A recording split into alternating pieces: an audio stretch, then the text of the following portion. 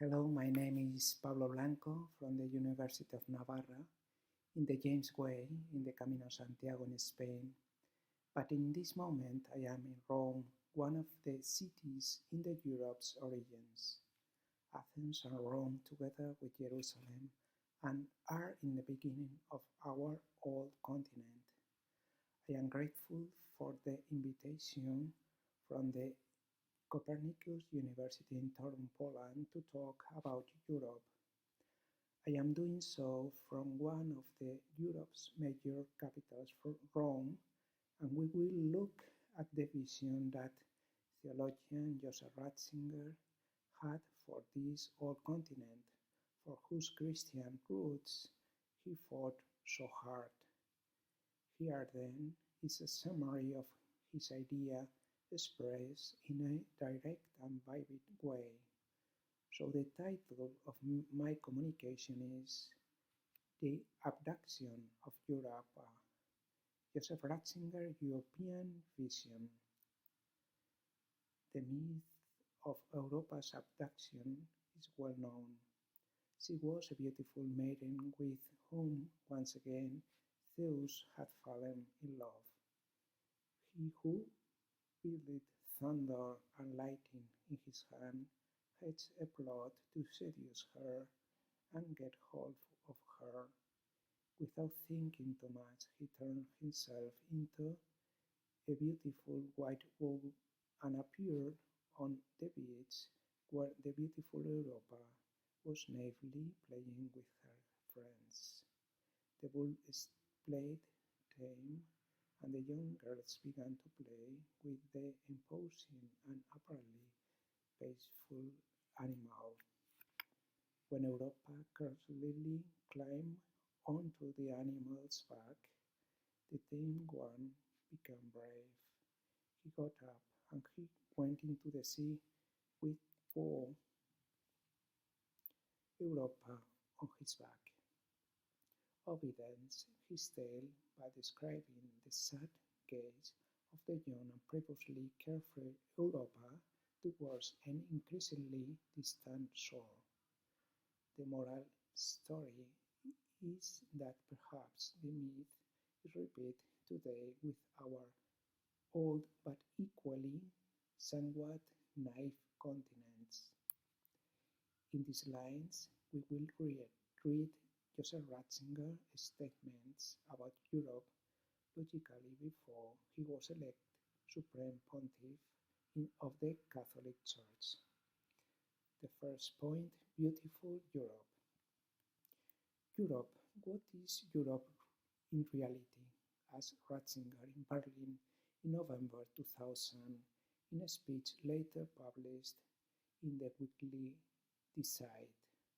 The question was asked once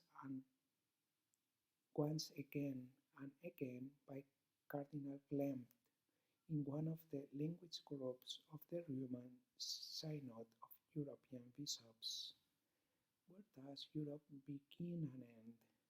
Why, for example, does Siberia not belong to Europe, although it is predominantly inhabited by Europeans who live and think in a distinctly European way?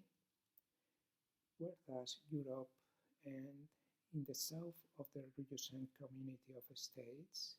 Where does its Atlantic border run? Which islands are Europe, which are not, and why?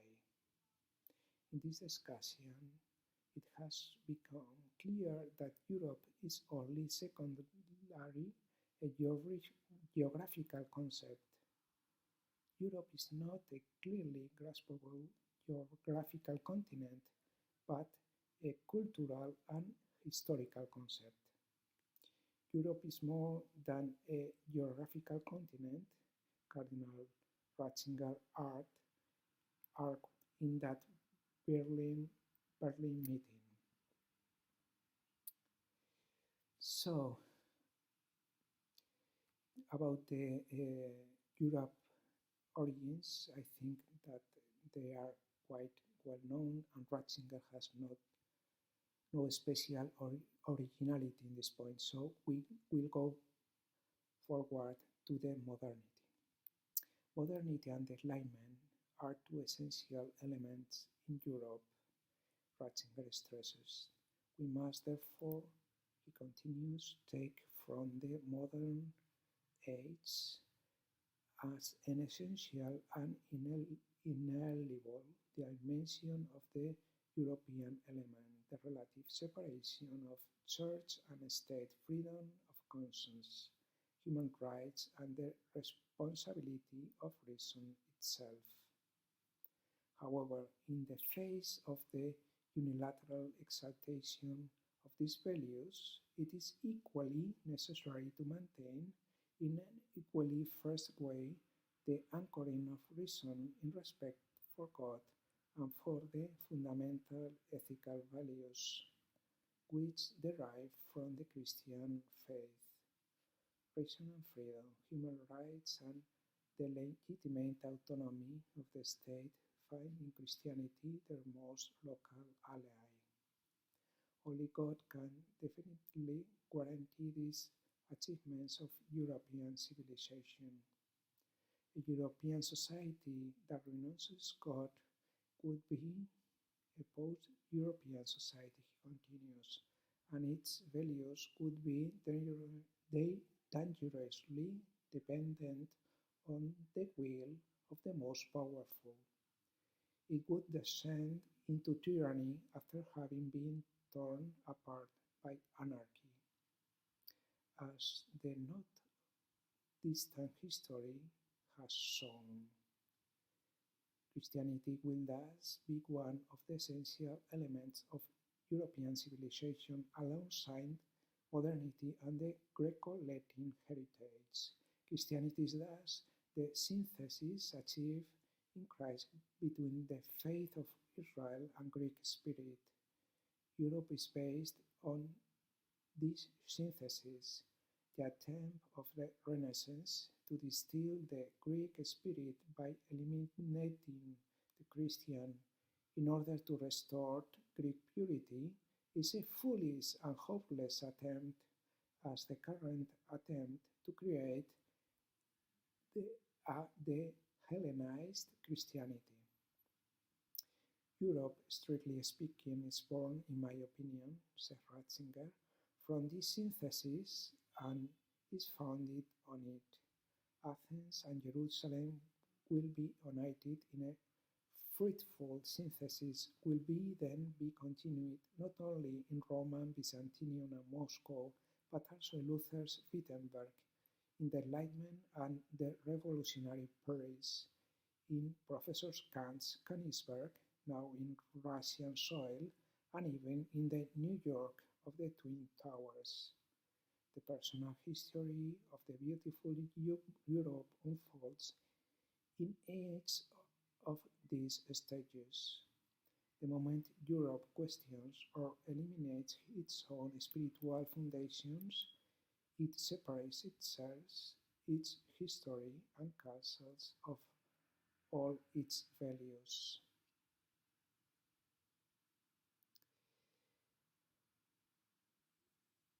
So let's go to the second point, the abduction of Europe. Someone has tried to kidnap Europe and rob it from the true identity, the one it has managed to forge over the centuries. The first kidnapper in the history of Europe is dressed in Oriental attire, turban, tiara, and a curved scimitar.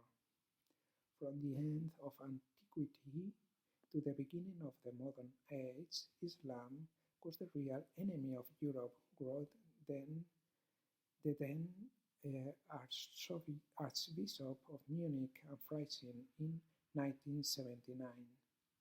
From its very origin, Islam is, in a certain sense, a retreat into monotheism, which does not accept the Christian turn towards the incarnate God, which is equally close to Greek rationality and its culture.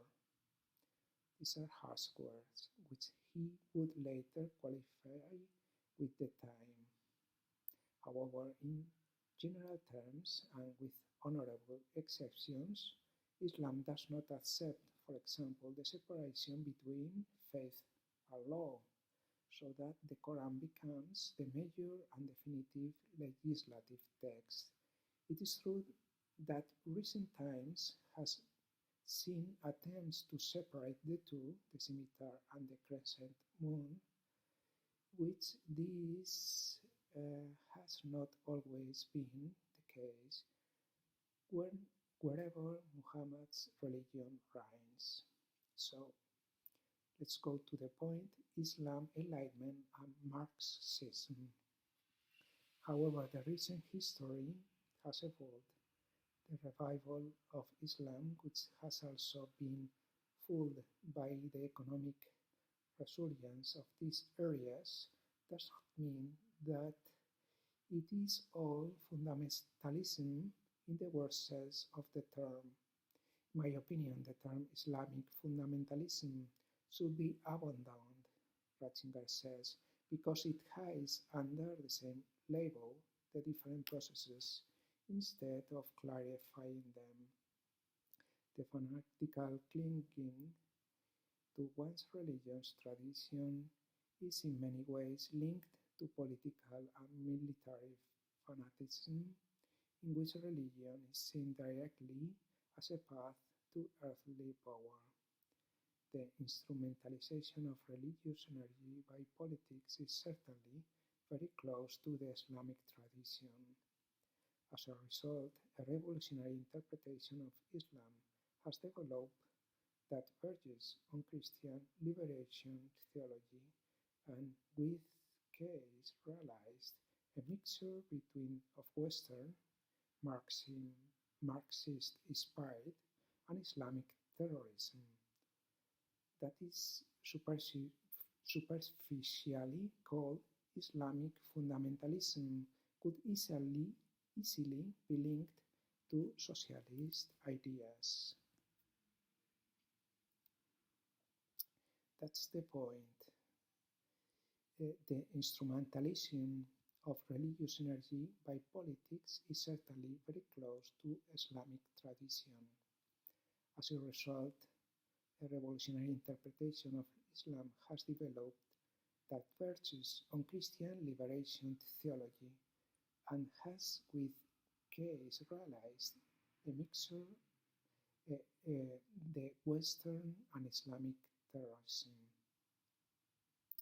The fundamentalist ideas built by the 21st September 2001 terrorists owe more to Marx than to Mohammed, therefore. A second kidnapper of young Europe wears a power big and exhibits a certain Versaillesque air. He speaks well and convincingly. He utters magic words like reason, freedom, right, democracy, religious neutrality. As an enlightened man full of good intentions, ready to lead Europe out of its centuries-old backwardness. It is clear that this canon of a light culture, nothing definitive, contains important values that we precisely, as Christians, cannot forget. It is equally clear that a mistaken idea of freedom, which is at the basis of this culture, leads to difficulties. A confused ideology of freedom leads to a dogmatism that is increasingly hostile to freedom. This forgetfulness of one's own origins can even be dangerous. The distant enlightenment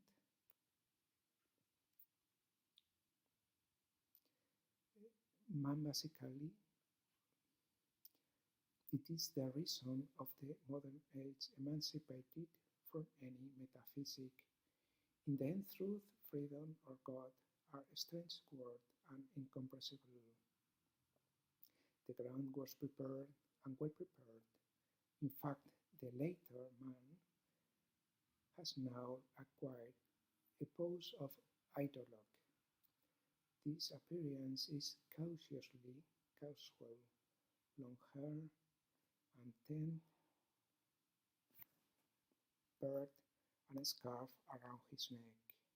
A promoter of utopias idealistic and not without a certain messianism, this man has hijacked Europe with the best of intention, thinking he was liberating it from the worst of evils.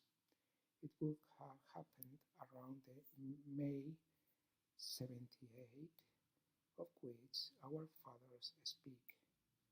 Marxism, on the one hand, is the return to the time before the Christian faith concerning the salvation inaugurated in Christ, to return to an open structure of the whole proper to the people of Israel. The summum bonum is the world revolution, the total negation of the world as it has existed up to now, in order to create a new world in which must be the negation of total, which must be, as negation of negation, total positivity. Everything was foreseen by a system and the ideology in a total scientific way. This apparent scientificism hides an intolerant dogmatism. Spirit is a product of matter. Morality is a product of society and has to be defined according to the end of society. Everything that serves to achieve the happy final stage is moral, and this culminates in the subversion of values that had built Europe. They even went as far as killing and terrorism. That was terrible. Ratzinger later speaks about consumerism and decadence, and I think this is also a well-known topic. So we go to the third point. Europe rescue. Europe must be saved from its kidnappers, more or less well-intentioned, but kidnappers nonetheless. How to act? How to free from these un-European gentlemen? How to rescue the young and naive Europe from its kidnappers becoming too aware of it?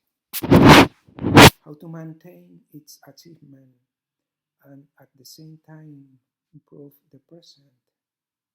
As constitutive Europe, this said Ratzinger as early as 1979, we must recognize the acceptance and guarantee the freedom of conscience, of human rights, of scientific freedom, and consequently of human and free society.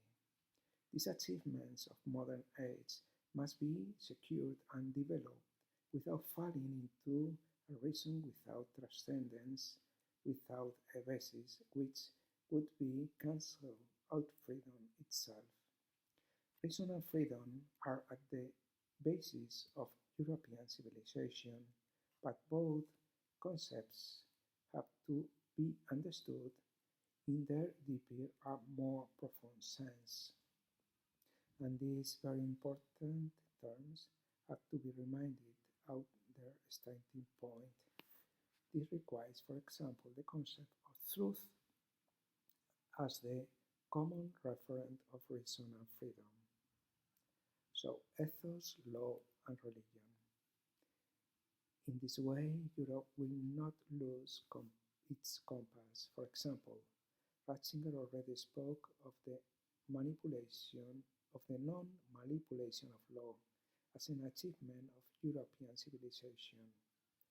Every dictatorship, he continued, begins by manipulating the law.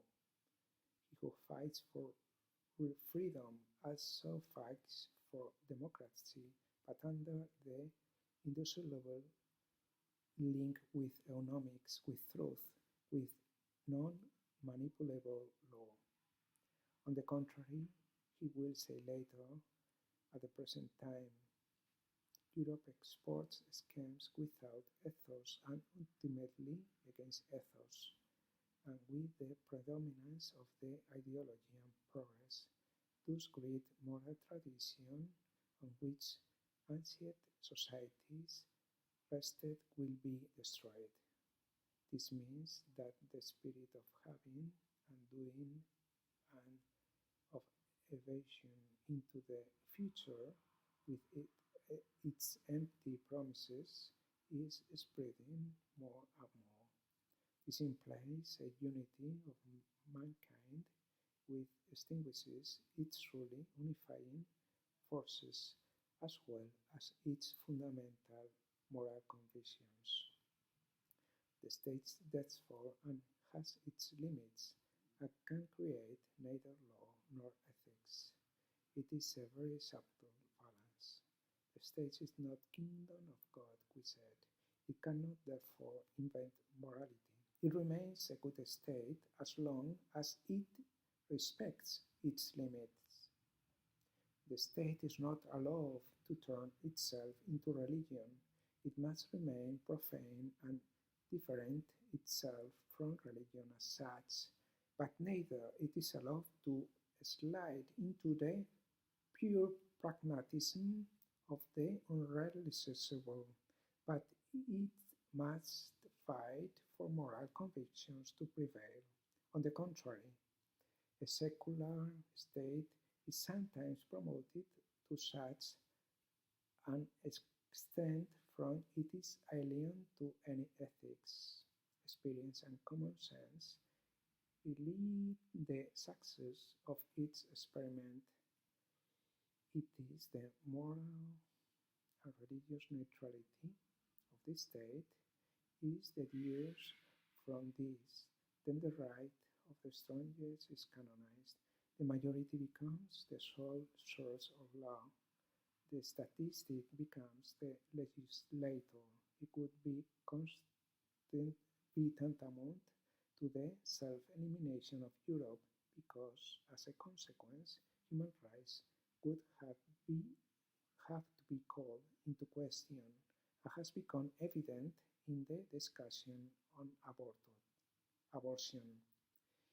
Indeed, the right to life will be one of the guarantees for the future of Europe, as Ratzinger argued in his speech at Subiaco on the occasion of the award of Saint Benedict of Nursia Prize on April the 1st, 2005, just a day before the death of his predecessor John Paul II.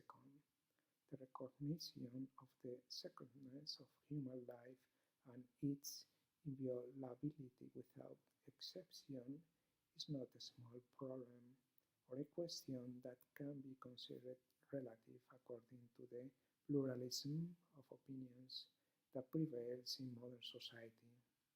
This is one of the few exceptions to this general rule. One cannot remain blind to the right to life of the other, the smallest, the weakest, the voiceless. Otherwise, the rights of some are defended at the expense of the rights of the others. Then Europe and democracy will fail miserably. All life, he concludes, from the beginning has been blessed and welcomed by God's mercy. Christians know this and keep their own life and under this gaze of love. They receive with this same gaze a message that is essential for the life and future of man. In this mission of proclaiming the dignity of the person and of the poor in the life to come, They may be loved and hated, but the world could not live without them. But this clear and firm foundation of fundamental right does not stand in a vacuum. God is the main guarantor of sustainable constitutional state. On the contrary, is atheism a new official state religion? But in God that not exist, I am allowed to do anything, said Ivan Karamazov, a postmodern European. It is true that God did not create law, but he created the rights of every man and every woman. This is an unrenounceable instance for believers and non-believers alike. Agnosticism is not a good guarantor of human rights either, because they are reduced to categorical imperatives, and that is too little. Who guarantees these categorical imperatives? An unknowable and perhaps non-existent God or human reason alone? Is that convincing? That is why Ratzinger sees the need for a dialogue between agnosticism and Christianity precisely in order to save Europe. That is why Ratzinger's proposal to agnosticism today is not that it should work etsi Deus non daretur, but on the contrary, veluti Deus daretur, as Pascal suggested to his most believing friend. It should be the best for all. Europe should become itself again, and for this, perhaps the best thing it can do is not only to look the coast from which it is moving away, as Ovid has told us, but to jump into the water, plunge into the cold waters and paddle as placidly as possible towards the coast and towards its future. But for this, I'm sure, he will need God and help. Thank you very much for your attention.